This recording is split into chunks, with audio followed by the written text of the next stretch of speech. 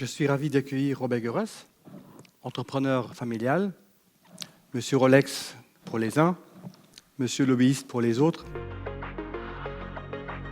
Bienvenue dans ce nouvel épisode du podcast Paper Jam. Aujourd'hui, Mike Codinger rencontre Robert Guerres lors du Paper Jam Together, le rendez-vous des PME.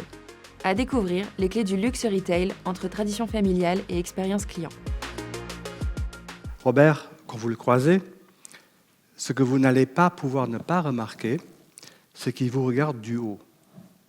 Non par snobisme ou arrogance, mais tout simplement parce qu'il est souvent le plus grand dans la pièce.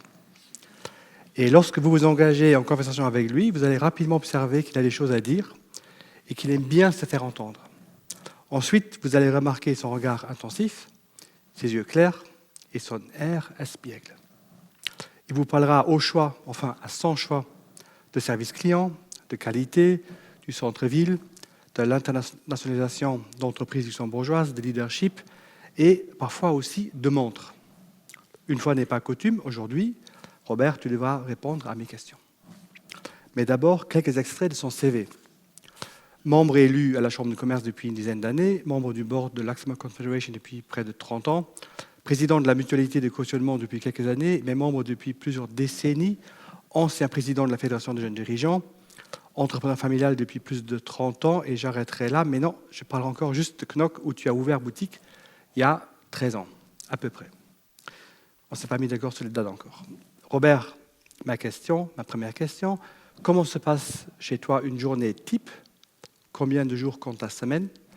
Et comment gères-tu ton énergie? D'abord, bonjour. Je salue tous ceux qui m'ont encore texté la nuit dernière pour me soutenir, qui vont s'y reconnaître. Ma journée type, j'en ai pas. Je crois que comme entrepreneur familial ou dans une entreprise, comme je l'amène ensemble avec mon épouse, nous avons décidé de travailler seulement encore mi-journée, 12 heures par jour. Comme tu l'as nommé, on a une boutique au littoral belge qui est ouverte du jeudi jusqu'au lundi, c'est-à-dire comme ça on peut aussi travailler le dimanche tout à fait légalement. Voilà. Nos trois enfants, ils sont aussi convaincus et qu'on a de la chance qu'on peut aller travailler. Et pour eux, la récompense, s'ils étaient gentils durant la semaine, ils ont aussi le droit de nous accompagner. Mike, ça fait depuis des longues années qu'on se connaît. Et moi, j'aime bien le matin, j'aime bien le lever du soleil, et j'aime bien la journée, j'aime bien la nuit. Ce qui fait que malheureusement, je dors très très peu et ça bouillonne en permanence dans la tête avec des idées. Simplement en écoutant ici maintenant les deux intervenants, Mike, il a vu que j'ai pris note. Il y en a aussi dans la salle où j'ai écrit des messages s'il ne fallait pas faire l'une ou l'autre chose. Il ne fallait pas venir ce matin comme ça. Christophe, tu es où? Comme ça, on aurait évité que je t'ai déjà donné du travail. Voilà, ça c'est la journée en permanence. Le matin, ceux qui me suivent sur Instagram voient qu'entre 6h et 7h, je fais ma demi-heure de vélo à l'extérieur par tout temps. Là, pour l'instant, au nord du pays, on a de la neige. Et puis je prends le bus pour aller en ville, et comme j'ai 1 heure de bus, je peux déjà travailler pendant 1 heure, je peux déjà réfléchir. Et si je loupe mon bus, je joins mon épouse, et comme ça on a notre conseil d'administration extraordinaire dans la voiture pendant l'heure de voyage, et celui qui ne conduit pas, c'est celui qui doit prendre note des minutes de notre conseil d'administration. Voilà. Lorsque tu quittes le Bel Air, le quartier des Bel Air, pour ouvrir ta boutique au centre-ville, tu choisis la rue Philippe II. C'était en 2007, je pense, et ce n'était pas du tout la même rue. Peu après ton arrivée, tu décides de faire de la rue Philippe II la rue du luxe de la capitale. Le projet était aussi simple qu'ambitieux, réunir différentes grandes marques internationales pour mieux attirer une clientèle haut de gamme, avec aujourd'hui Christian Dior, Chanel, Louis Vuitton, Hermès, Louboutin, Gucci ou encore Cartier. Tu as réussi ton pari. Concrètement, Comment cela s'est passé? Comment attire-t-on l'attention de ces grandes marques internationales? Je crois que c'était en 2005 que j'ai eu une discussion avec mon oncle sur quelque chose tout à fait autre. Un matin ensoleillé à l'hôtel Parc Bel Air, où dans l'entreprise familiale, je travaillais le matin et le soir, gracieusement, comme ça se fait dans une famille. Et mon oncle voulait me donner une leçon, et puis je me suis fait engueuler. Et mon papa m'a toujours dit, ne réponds pas, dors d'abord une nuit. Et mon oncle avait disparu le lendemain, c'est-à-dire il est parti en vacances pour éviter ma réponse. Et c'est là que j'ai décidé que j'allais donner une pause à mon interaction avec mon oncle et que j'allais profiter durant son départ en vacances de me réorienter. Et puis finalement, on a, comme ça se fait dans les entreprises, on est aux permanences dans le taquet, ensemble avec, j'ai eu un directeur en Suisse qui m'a très inspiré chez Rolex, qui m'a beaucoup aidé. Et puis on est allé voir en ville les différentes choses, et puis de fil en aiguille, on a su prendre les opportunités qui se sont données. Et je crois que ça c'est important. Moi je suis convaincu qu'on a tous, ce qui est important, c'est l'année qu'on est né et l'endroit où on est né. Moi, je suis né en 1971. Mike, on est quelque part, pas loin l'un de l'autre. Je serais né 10 ans plus tard ou 10 ans plus tôt, on ne serait pas rencontrés autant. L'endroit, je suis né à Luxembourg, la chance que je ne sois pas né en Afrique du Sud, au Brésil, en train ou dans les pays qui sont en guerre maintenant, et en train de devoir me reposer sur d'autres idées que celles que j'ai aujourd'hui. L'endroit est où, et puis les opportunités, elles se donnaient finalement à tout le monde. Il faut simplement savoir les saisir. Je crois que ça c'est important, de savoir saisir les opportunités. Par rapport aux marques, est-ce qu'il y a eu ces marques qui sont arrivées l'une après l'autre? On connaît un peu le contexte, il y a eu d'autres personnes qui ont agi également, mais quand on transforme une rue alors qu'on n'est pas dans la politique, officiellement du moins, quel impact peut-on avoir? Parce que ça s'est quand même fait. Il y avait une intention et ça s'est réalisé. Il faut simplement y croire. Il faut réunir il faut réunir les bonnes personnes. Je me rappelle au début, on s'est mis à 3 ensemble. On a dit il faut changer quelque chose dans la rue et on va faire une décoration de Noël. Et puis j'avais un stagiaire qui est venu d'Autriche, et puis un vendredi soir, on a commencé à percer les trous dans les murs pour accrocher notre décoration de Noël. Et tu passais, Mike, je me rappelle quand toi tu as distribué le Nightlife, et là ici, on avait pris cet Autrichien que personne connaissait, et puis tout le monde lui demandait, est-ce que vous avez l'autorisation de percer dans mon mur? C'était vendredi après-midi, mois de fin novembre. Oui, naturellement. Oui, il avait l'autorisation. Et puis, c'était difficile de vérifier parce que tous les bureaux étaient fermés. Et lundi matin, il y avait une belle décoration de Noël, c'est-à-dire il fallait aussi assurer. Il fallait assurer pour être sûr que personne n'allait réclamer parce que c'était bien et beau. Oui, c'est comme ça qu'on a quelque part commencé, et ça fait un mouvement que les autres se sont joints. On a eu d'autres mouvements qu'on a fait cela pour attirer un centre d'attractivité. Et vient alors un autre mot, ça c'est la persévérance, de croire dans son projet, d'avoir une équipe. Et on vient à mon triptyque, je suis simplement convaincu qu'il y a 3 commandements. Le premier, c'est le travail. J'ai rien trouvé dans la vie qui fonctionne honnêtement sans travailler. Deuxième, c'est la créativité. Je suis toujours d'avis, pour être créatif, il ne faut pas avoir de moyens. Parce que si on a les moyens, on devient paresseux. Et la troisième, c'est l'équipe. Quand on va faire du jogging dans le sport, on sait très très bien qu'on est seulement aussi rapide que le plus lent d'équipe. Et c'est de trouver des gens dans l'équipe qui ont envie d'avancer avec, et qui ont envie de faire du vélo avec le matin ou la fête le soir. En tout cas, tu as gagné le pari, puisque la rue est devenue la rue du luxe. Quand on fait du shopping dans une rue du luxe, plutôt que dans une rue quelconque, ça fait aussi partie de l'expérience client. Justement, l'expérience client semble être ton dada personnel, ou est-ce que c'est tout simplement une exigence des marques suisses que tu représentes? Je crois que c'est les deux. Et pas seulement que je crois que c'est les deux, je Je suis convaincu. Et c'est de ce fait que j'ai trouvé mes partenaires suisses, c'est de ce fait que les partenaires suisses m'ont trouvé moi aussi. Et ça va, c'est comme dans un mariage, il faut avoir des points communs, il faut avoir des objectifs communs, et ça ne vaut pas la peine qu'ils soient diamétralement opposés, parce qu'on ne va pas avancer longtemps. Dans le monde digital, on parle souvent de user experience, mais l'expérience client joue aussi un rôle dans le in real life, comme on dit, sans doute encore plus dans le luxe.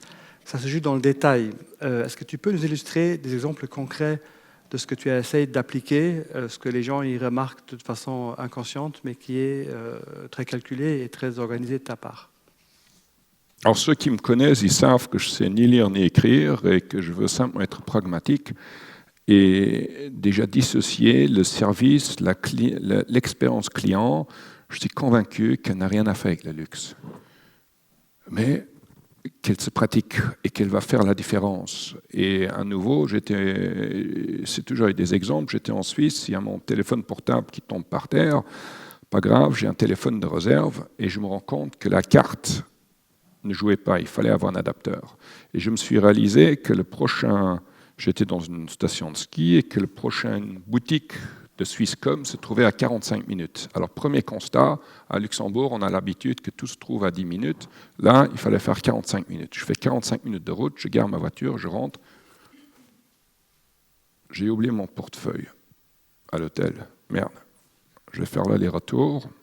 Regardons d'abord s'ils ont cet adapteur. Et en rentrant, je vois quelqu'un avec un col, c'était marqué Swisscom dessus, et la première chose qu'il sait, il me serre la main. Je dis, mais comment là, vendeur de téléphone, là, il me serre la main, j'ai pas l'habitude qu'on me serre la main dans une boutique. Et puis j'ai dit, j'ai besoin d'un adapteur, et puis il me dit, voilà, derrière, là, il y a Antoine qui va t'aider, il se trouve derrière, et puis il me le donne, et puis je dis, qu'est-ce que je vous dois? Il dit, service, c'est bon. Et c'est là que je me suis rendu compte, même quelqu'un, un grand groupe non familial, la Swisscom, qui arrive à mettre un service, une expérience client hors commun. Et alors, ça m'a averti et ça m'a dit, mais si eux, ils arrivent à le faire, nous, on doit déjà arriver à le faire longtemps. Et cette expérience client, de nouveau, qu'est-ce qui est la différence entre le digital et le monde analogue? C'est que dans l'analogue, en boutique ou partout où on y va, maintenant ici, on est accueilli dans la showcase par Jean-Luc, on a la senteur, on a l'accueil, on a le toucher, on a l'odorat, on a le goût de l'expresso. Et tout ça fait, sur mon écran d'ordinateur, je suis restreint avec la taille. L'un, il utilise son petit portable, l'autre, il a un grand écran. C'est l'odeur qui est autour de moi. C'est toutes des choses que je ne vis pas, que je sais vivre est dans la Grande Rue, dans la rue Philippe II ou au Liberty 19. Voilà. Donc c'est peut-être l'expérience client du luxe qui permet de mieux résister à la baisse de fréquentation du centre-ville et aussi de faire face à la montée des achats en ligne, puisque ça se pratique autrement dans le luxe. De façon générale, comment se porte le luxe ici au Luxembourg et comment se porte le retail business en général au Luxembourg? C'est bien au Luxembourg, je n'avais pas pensé. Moi, je reviens justement de la Suisse. La semaine dernière, j'étais chez Rolex. Cette semaine-ci, chez Patek Philippe. Et on a fait les analyses à échelle mondiale. Alors, oui, on défend une chose, mais ça, c'est tout, vous la connaissez tous. Quand on nous voit depuis l'étranger, on regarde les chiffres. Et encore ce matin, à la radio, ils ont dit qu'ils n'étaient pas clairs sur les chiffres du Statec, sur les chiffres de l'État, sur les chiffres tout le monde a d'autres interprétations, et à Luxembourg, on oublie nos frontaliers qui viennent tous les jours travailler au Luxembourg, de les inclure dans les chiffres et de diviser ceux qui mènent la richesse. Alors, ce qu'on n'a pas au Luxembourg, ce sont les pointes, ce sont les gens qui vont, vulgairement en français, claquer de l'argent durant le week-end, qui vont simplement que vous retrouvez à Paris, que vous retrouvez à Londres, que vous retrouvez à New York, les gens qui vont dépenser une somme colossale durant le week-end. À Luxembourg, on a quand même encore un peu, comme à Genève, ce calvinisme, cette discrétion vers l'extérieur. Voilà. Alors dans ce sens-là, pour voir maintenant concrètement, on a une belle moyenne élevée, pour laquelle on n'a pas besoin de se cacher. Par contre, quand je défends mon morceau de gâteau, je dois toujours expliquer qu'on n'a pas les pointes qui excèdent. où il y a simplement quelqu'un qui fait une folie. Voilà. Alors, on se porte bien parce que je suis d'avis qu'à Luxembourg, on a une grande étoffe d'entreprises familiales, de PME qui sont dynamiques. On a un relationnel qui est aussi dynamique, et dans toute cette adaptation et dans cette rapidité de réagir aux différentes activités, on arrive toujours à trouver des solutions. Revenons un instant en arrière. Tu diriges aujourd'hui une entreprise familiale fondée par ton père en 1956. Tu l'as rejointe une première fois dans les années 90, avant de partir, puis de revenir, si je pense en 2001, pour en prendre la direction. Qu'est-ce que cette trajectoire t'a appris sur les dynamiques propres aux entreprises familiales? Et au fond, est-ce que les entreprises familiales sont le meilleur modèle d'une entreprise? Répète-moi ta dernière phrase. Qu'est-ce que cette trajectoire t'a appris sur la dynamique propre de l'entreprise familiale? Est-ce qu'au fond, l'entreprise familiale est le meilleur modèle de l'entreprise? Oui. Oui et non, ça dépend de quel côté on le voit. Hein. Non, du côté dans la famille, j'ai jamais gagné quelque chose. Hein. J'ai jamais eu un salaire ou quoi qu'il soit. C'était toujours normal que je le fasse, aussi bien à l'hôtel que chez mon père. Et c'est pour ça que j'ai quitté l'entreprise familiale, parce que finalement, travaillant mi-journée, du lundi au dimanche, et on s'y habitue. Honnêtement, on s'y habitue de travailler 6 jours par semaine ou 7 jours par semaine. Croyez-moi, ça c'est... je connais rien d'autre. J'ai quitté l'entreprise familiale. Ça, c'était important. C'est important de voir une fois autre chose. J'ai créé, aujourd'hui, on dirait, ma première start-up, ma première entreprise, pour par la suite revenir dans l'entreprise familiale. Ce sera une autre thématique, mais ce qui était important, j'ai eu la chance, à jeune âge, de mettre quelque part mon père à la porte. Aujourd'hui, je peux le dire, pas parce qu'il nous a quittés, mais parce qu'on s'était mis d'accord, même qu'il y a eu beaucoup de disputes. Mais un matin, je lui avais dit que le conseil d'administration avait décidé qu'il n'avait plus besoin de lui et qu'il était licencié. Aujourd'hui, je dis heureusement, et puis je tiendrai, et puis la même chose avec ceux qui vont me suivre, où je dirai aussi un jour, maintenant c'est terminé, au revoir et merci. Et ça, c'est important, ça c'est les transmissions d'entreprise. Et tu as nommé 2001, je ne sais pas d'où tu viens la date 2001, parce que finalement, mon père, il a dû quitter en 1998. Et ce qui est important, ça c'est aussi les entreprises familiales. Oui, on n'a jamais changé de bureau, on n'a jamais reçu des titres sur les cartes de visite comme on retrouve dans des grandes entreprises internationales, mais on travaille au quotidien. Et ça, c'était un point de pouvoir au plus jeune âge reprendre ou créer quelque chose, et que toute la valeur ajoutée créée, elle me revient à moi et non pas partagée par le nombre de siblings, de cousins et de frères qui finalement n'y sont pas impliqués activement. Et je me suis inspiré à un modèle que j'ai vu en Suisse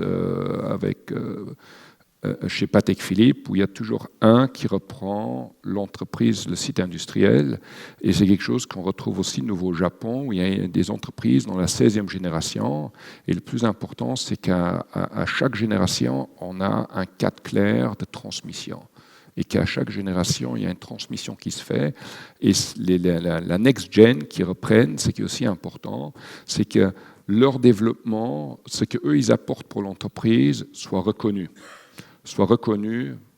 pour leur valeur ajoutée. Et puis, autre chose, c'est qu'on arrive à faire l'incroyable. Et à chaque fois, la wise gen, c'est-à-dire celui qui a créé une entreprise ou celui qui a dirigé, il dit « c'est que moi j'ai fait, plus personne ne saura le faire ». Mike dira, avec son groupe Paper Jam, ce que j'ai fait, il n'y a personne qui arrive. Voilà. Et moi, je suis convaincu, il y a la prochaine génération qui arriveront et il faudra les laisser faire. Alors, en 1998, j'ai repris l'entreprise de mon père. Je ne l'ai pas repris, elle existe toujours. J'ai créé une nouvelle à côté de lui. Et puis la franchise ou l'accord de distribution qu'on avait, le sien, il s'est mis fin. Et puis moi, j'ai eu un nouveau. Et le grand pas, finalement, c'était en 2006. Quand on est allé en 2005, on a commencé à chercher l'endroit. Et en 2007, on a ouvert la boutique rue Philippe II. Et ça, c'était un grand milestone vers l'extérieur. Alors, ceux qui calculent, ça fait 8-9 ans que je dirigeais déjà moi-même l'entreprise, mais personne vers l'extérieur l'a vu. Et on me comparait, on disait toujours, mais voilà, c'est bien qu'il avait son père, et puis qu'est-ce que son père va dire En 2012, on a fait la première boutique éphémère. Aujourd'hui, on la nommerait un pop-up. C'était ensemble avec Jean-Claude Biver. C'était la boutique Hublot qu'on a fait durant un Noël. Et je me rappelle, on l'a ouvert, et puis il y a des gens qui ont dit, qui ne savaient pas que j'étais derrière. Ils m'ont dit, Monsieur Grèce, ça fait bien d'avoir un peu de concurrence là. Hein. Aussi à vous, ça vous fera bien de l'avoir de la concurrence. Et puis après Noël, éphémère, pop-up, c'était terminé en ferme. Et puis comme on était dans la rue des Capucins, et puis qu'en haut il y a une pâtisserie, il y a des dames du Bel Air qui sont passées.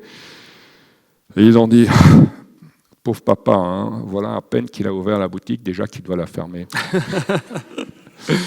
Voilà. On reste un peu sur les family business. Souvent, les entreprises familiales hésitent de faire le pas vers les marchés à l'étranger. Pourtant, en 12-13, tu décides de poursuivre le développement en ouvrant une adresse à Knock, on en a parlé. Je me rappelle à l'époque, tu me disais que cette adresse te servait aussi pour toucher une clientèle luxembourgeoise au bon moment où celle-ci avait le temps de faire des shopping en étant off. Parle-nous un peu de comment tu as pris cette décision d'aller en Belgique, les défis rencontrés, les lessons learned, et puis finalement, dis-nous aussi qui sont tes clients à Knock. Voilà, fabuleuse question, et là on voit comment on peut se tromper. Alors une fois qu'en 98, que j'avais viré mon papa, il est devenu mon meilleur consultant. Ça, c'était très important, c'est-à-dire il y avait quelques mois, on ne s'est pas parlé, après on s'est de nouveau reparlé, et dans l'entreprise familiale, on est beaucoup trop focusé la tête dans le guidon. Et là, comme il n'avait plus de travail, il n'avait plus besoin d'être dans le guidon, il partait, et puis on s'échangeait des idées, je lui disais quelque chose, et puis hop, il partait pendant 2 semaines faire du vélo, et il était à Bâle, pendant 2 semaines à Bâle, se promener à travers la ville. Et puis alors, il revient, il me dit, j'ai vu ceci, cela, et puis ça, il y a un collaborateur, il faut absolument le débaucher parce qu'il est bien. Et puis, lors d'une des discussions, il a dit, tu sais, il y a longtemps en arrière, j'aurais dû ouvrir une boutique au littoral belge parce que finalement, tous les Luxembourgeois qui s'y trouvent le week-end, j'arriverais plus facilement à les avoir comme si je les ai au Bel Air. Alors, c'était quelque chose qui tourne dans la tête. Et puis, un jour, on m'a appelé, on m'a dit, écoute, tu as toujours des bonnes idées, est-ce que tu n'aurais pas une idée comment on pourrait revoir ce côté de la Belgique ? Et puis je suis allé voir un ami à moi, et puis j'ai dit, mais qu'est-ce que je vais faire ? Et puis il me répond, il me dit, écoute, ça c'est une propose qu'on te va faire seulement une fois dans la vie. Si tu leur réponds, non, j'ose pas, on ne va plus jamais te la refaire. Alors on a mis un business plan sur table, on a mis des idées sur table, et ces fameux business plans qu'on amène aussi ici à notre cher ami Bums, comme on dirait entre amis, hein, Jean-Luc Bermes, c'est beau et bien un business plan, mais dans l'entreprise familiale, et Jean-Luc le sait, à la fin, le business plan, c'était une idée qu'on avait, mais il ne s'est jamais réalisé. Alors pour vous dire clair, à Knock, on a le client luxembourgeois, c'est c'est en dessous du Pro 1000. On a surtout une clientèle belge, et c'est pour ça que finalement le fournisseur nous a choisi pour servir les clients locaux. Aussi ici à Luxembourg, il nous a choisi pour servir les clients luxembourgeois et non pas les clients chinois, les Parisiens, les Berlins, mais les luxembourgeois. Alors on a une grande partie de clients belges, et puis il faut savoir que l'Allemagne, tout le côté Francfort, Aix-la-Chapelle, tout ce qui est là, c'est à 1 heure de route. C'est-à-dire on a ceux-là, on a ceux qui viennent des Pays-Bas, et puis on a ceux qui viennent de la France, de Lille. Lille est à 3/4 d'heure. Et en revenant, en Belgique, vous avez une TVA plus élevée qu'à Luxembourg, et c'est que le client luxembourgeois qui vient avec cela, qui dit « mais si je viens à Luxembourg, les prix sont moins élevés qu'en Belgique ». Alors que le client allemand hollandais ou français qui viennent au littoral belge et qui ont une TVA plus élevée, ils ne discutent pas là-dessus. Mais ils ont le temps, ils ont le moment où ils consomment, où ils se font plaisir. Dans mon introduction, je parle de tes engagements pour la cause patronale, Chambre de commerce, l'Oxford Confederation, entre autres. Mais en 2012, tu as fait preuve d'autres engagements. Tu faisais partie d'un collectif de citoyens qu'on appelait à l'époque Vernefjetsfjell, engagés politiquement pour faire avancer le Luxembourg sur une série de questions qui, d'ailleurs, ne semblent toujours pas réglées. Je pense notamment à la réforme de la pension. Et l'absence du courage politique. Peux-tu nous rappeler le contexte de l'époque, pourquoi et avec qui tu as créé ceci, et qu'en penses-tu aujourd'hui par rapport à l'impact et par rapport à l'urgence des mêmes thématiques? J'y pense souvent sans réellement y penser. Parce que tantôt que tu m'as parlé, tu m'as dit, tu te rappelles Vernefjetsfjell, et je dis, oh oui, mince. Alors, ce sont plein de choses qu'on fait, et de nouveau, dans l'entreprise familiale, on ne mesure peut-être pas toujours l'impact, on n'a pas toujours la stratégie. Je me suis demandé, est-ce que ça a changé quelque chose? Oui, quelque part, rappelons-nous, in fine, il y a eu des élections anticipées.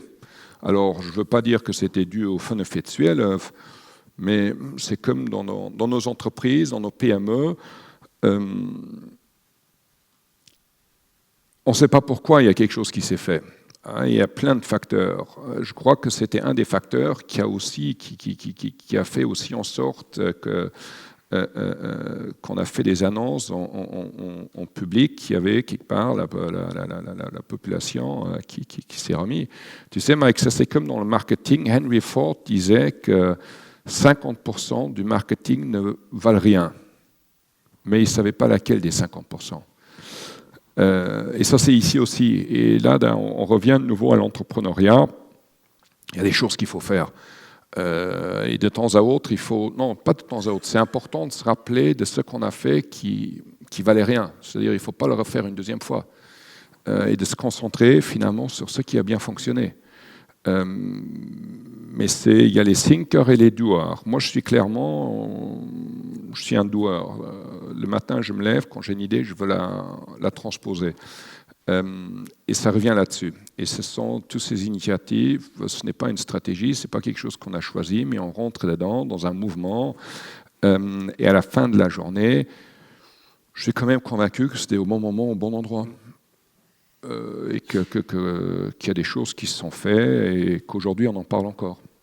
On va peut-être passer à des questions du public, mais juste avant ça, voilà. Une dernière question, et juste entre nous. Dis-nous pourquoi on achète une montre à 15 000 euros, à 200 000 euros, alors que pour connaître l'heure, on prend son téléphone. Mais ça, c'est génial et je trouve ça super parce que ça nous montre que finalement, on est dans une industrie qui est inexistante. D'un côté, par sa taille, l'horlogerie suisse est inexistante parce que le chiffre d'affaires réalisé dans l'horlogerie suisse, il est plus petit que le bénéfice, ou non, c'est le double du bénéfice de Nestlé, alors que Nestlé, c'est une entreprise, et c'est la moitié du chiffre d'affaires que le groupe LVMH, ou même moins que tout un groupe comme LVMH produit.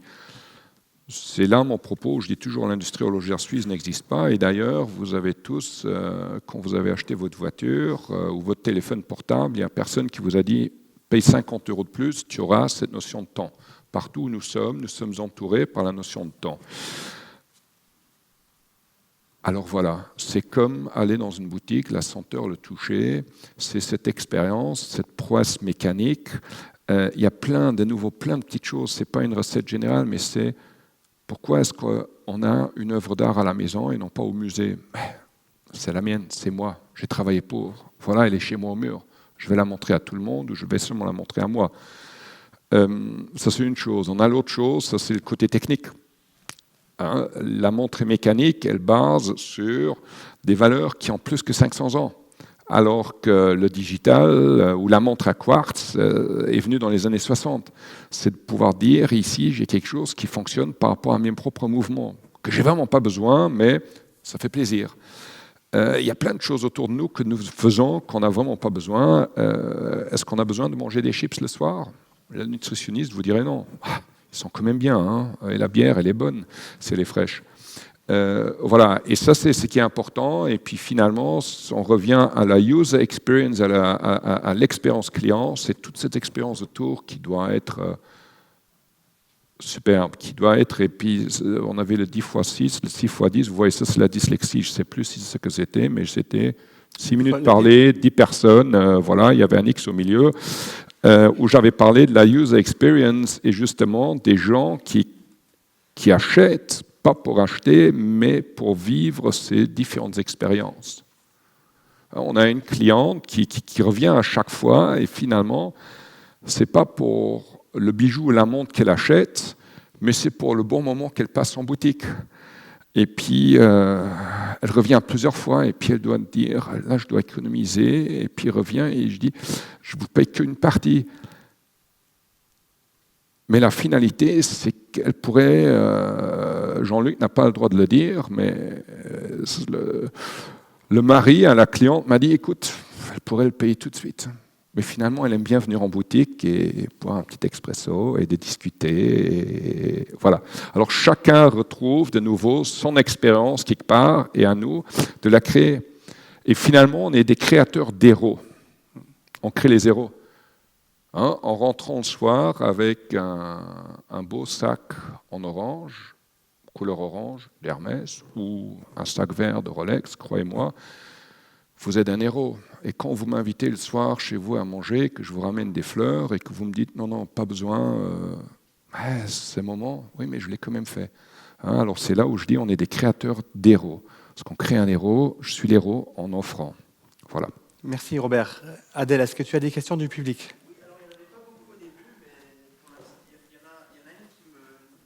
Intéressante parce que vous en avez parlé tout à l'heure.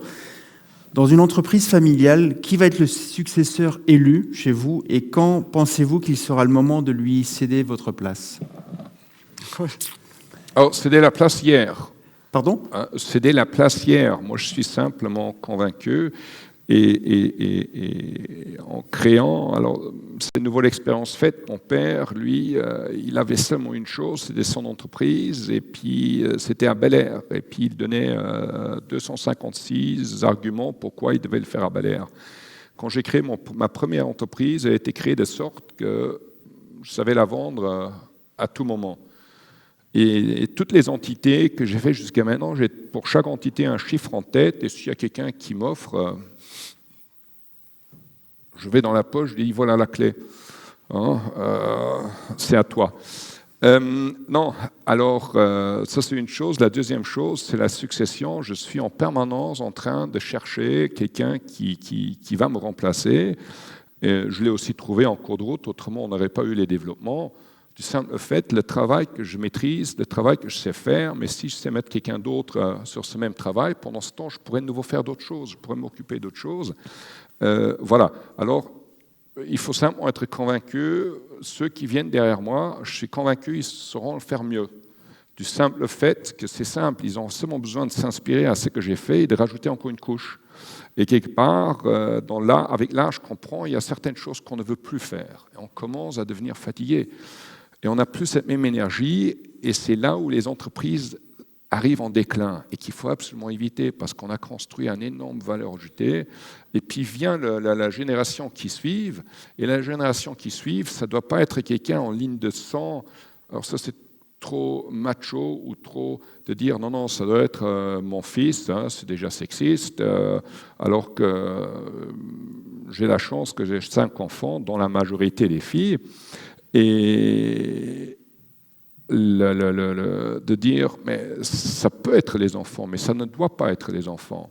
Et d'avoir cet esprit libre, et finalement, et c'est une entreprise qu'on a créée il y a une quinzaine d'années en arrière. Ce qui est bien, il n'y a encore pas tout qui est marqué dans le Paper Jam. Mais de plus en plus, croyez-moi. Et il se trompe peu. On a créé une entreprise, et puis quelques années en arrière, c'était, Jean-Luc, exactement ici, que j'ai rencontré quelqu'un des Big Four, je crois que c'était PwC, pour ne pas les nommer, et ils m'ont dit, écoute, tu ne vas quand même pas nous dire que dans telle et telle entreprise, la femme de ménage fait l'inventaire des rouleaux de papier de toilette. Et ce que je vous dis, c'est véridique. Et puis je réponds au consultant, tu ne vas quand même pas me dire que je dois engager un directeur pour aller compter les rouleaux de papier de toilette. Et puis je pars ici de la soirée et dans la voiture, mon épouse à côté de moi, j'ai dit il faut avoir un conseil d'administration extraordinaire. Là, on a une entreprise et je me rends compte qu'on a une entreprise avec 15 collaborateurs et puis on n'a pas de dirigeant. Alors comment est-ce qu'on fait ? Et puis on s'est rendu compte que c'est un principe qu'on retrouve Freedom Inc. Il y a un livre qui a été écrit là-dessus et Gore-Tex, les vêtements Gore-Tex, l'entreprise Gore, 15 000 collaborateurs sans dirigeants. Alors là, on a cette entreprise, par l'histoire, on avait toujours mis des directeurs et puis c'était des mauvais castings. Et à un certain moment, on n'osait plus parce qu'on avait peur de dire aux collaborateurs, vous êtes nuls, on vous met un directeur et un peu après, on doit l'enlever parce que le directeur était nul et puis on s'est rendu compte que vous n'êtes quand même pas si mal.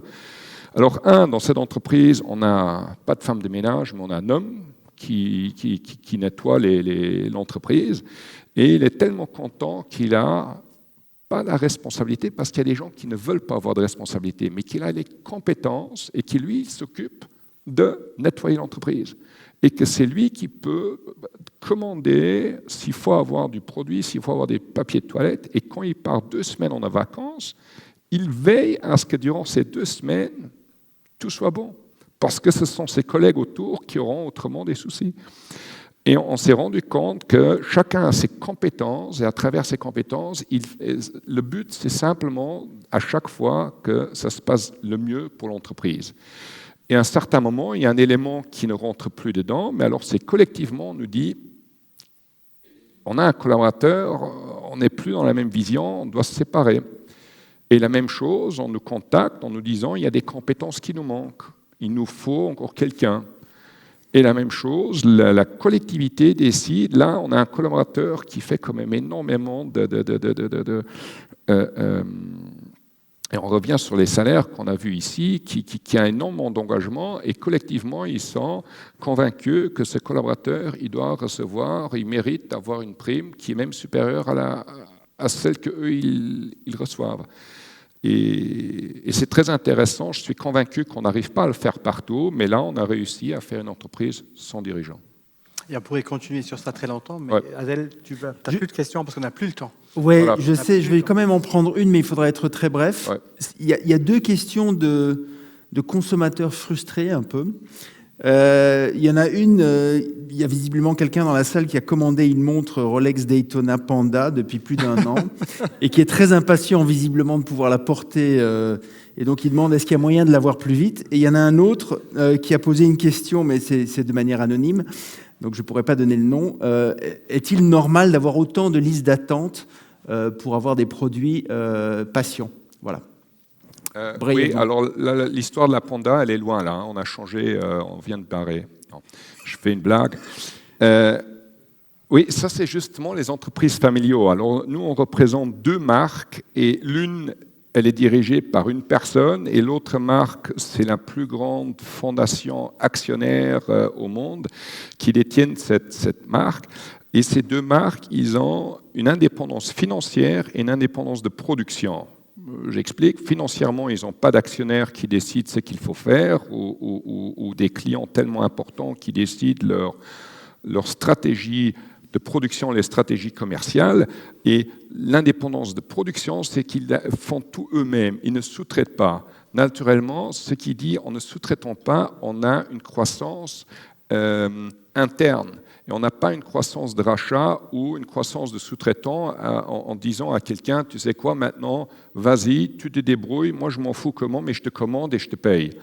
Dans ce sens-là, on a une croissance qui se fait en interne et qui est limitée à quelques pourcents, c'est vraiment moins de 5% annuellement.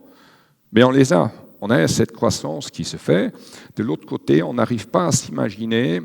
Parce que finalement, comme je vous ai expliqué, l'entreprise, l'industrie horlogère suisse, en quantité, c'est 2% des montres produites chaque année dans le monde entier. Alors que c'est 60% du chiffre d'affaires. Maintenant, les chiffres, il faut se les mettre une fois dans la tête et se réaliser cela. C'est-à-dire avec 2% des montres produites, on fait 60% du chiffre d'affaires mondialement. Et finalement, comme tu as expliqué, on n'a plus besoin de la montre. on n'a pas la croissance. Alors maintenant, on a 2 entreprises qui ne publient pas leurs chiffres parce que l'une appartient à une personne en nom propre, il fait sa déclaration d'impôt en fin d'année, il n'a pas besoin de publier de bilan. L'autre appartient à une fondation qui ont soutenu 4000 projets dans les 24 derniers mois. Je ne vais pas me prononcer sur les chiffres.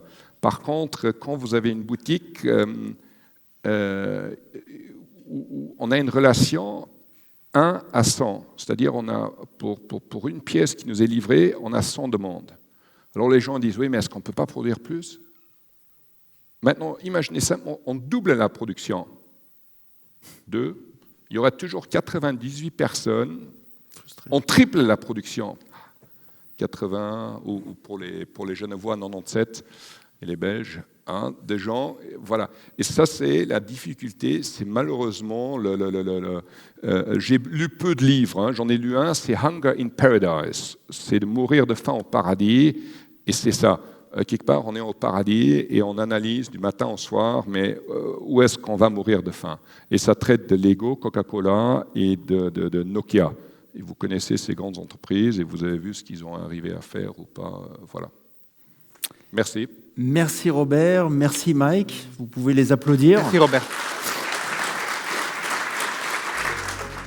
Prochain rendez-vous des Paper Jam Together, le rendez-vous des PME, est le jeudi 23 avril. Merci de nous avoir écoutés. Abonnez-vous pour ne pas manquer nos prochains podcasts.